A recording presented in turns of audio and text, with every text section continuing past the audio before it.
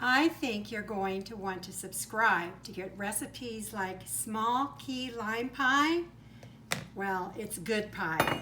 Yes, and look at this. You got to see this. And the whole thing about small is, number one is and these are not hard to find, a small glass pie dish is about a 7-inch. That makes half a pie, and I do that all the time. Just take a pie and cut it in half, because really, do we always need a huge pie? We don't. So that's number one. Number two is the recipe for key lime pie, and how hard is it? People probably think it's hard to make. Well, it's not. I've eaten at lots of restaurants all around the coast where key lime pie is their specialty, and actually this recipe is kind of from a restaurant, one of those restaurants, but I've changed it so it's even easier.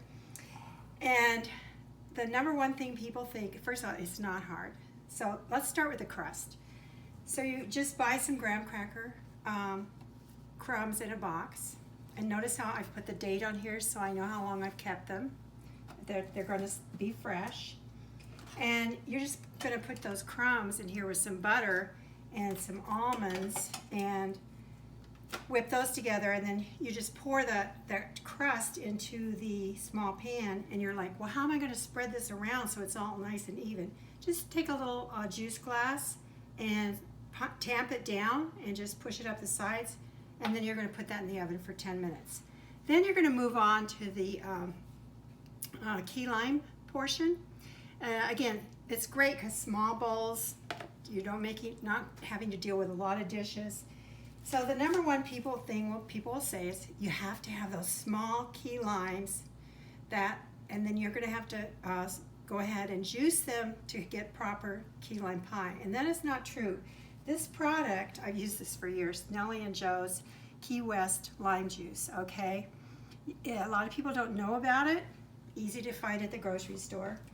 And you just put that in with your mixer, and then you're going to add, and I found this, you're adding condensed milk, but this is squeezable, so I just used half of it. I didn't get all, hung up over, I was an ounce off.